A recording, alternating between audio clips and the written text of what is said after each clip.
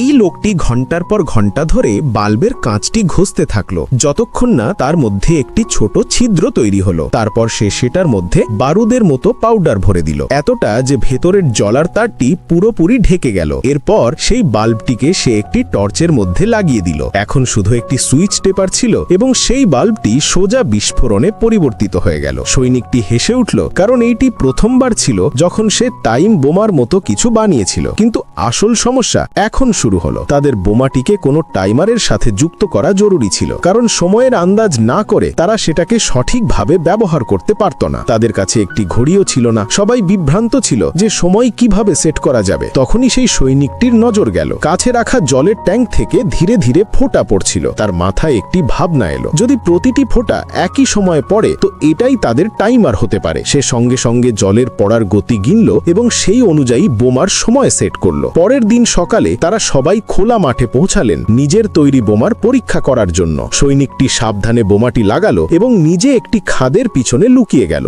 ধীরে ধীরে জল পড়তে থাকলো। প্রতিটি ফোঁটার সাথে বোমার পিনটি একটু একটু করে নিচে সরতে থাকলো। সব সৈনিক শ্বাস বন্ধ করে সেই পিনটিকে দেখছিলেন। কারো বিশ্বাস ছিল না যে এটা কাজ করবে। এক সঙ্গী মজা করে বলল, এই সব, এটা ফাটবে না। কিন্তু পরের মুহূর্তেই একটি বিশাল বিস্ফোরণ পুরো মাঠকে কাঁপিয়ে দিল। সবার মুখে অবাক হওয়ার ভাব ছিল, কারণ সেই পরীক্ষা সফল হয়ে গিয়েছিল। আর সেই সৈনিকটি শুধু নিজের বুদ্ধি এবং সাহসের ওপর নির্ভর করে প্রথম জলের টাইম বোমাটি বানিয়ে নিল।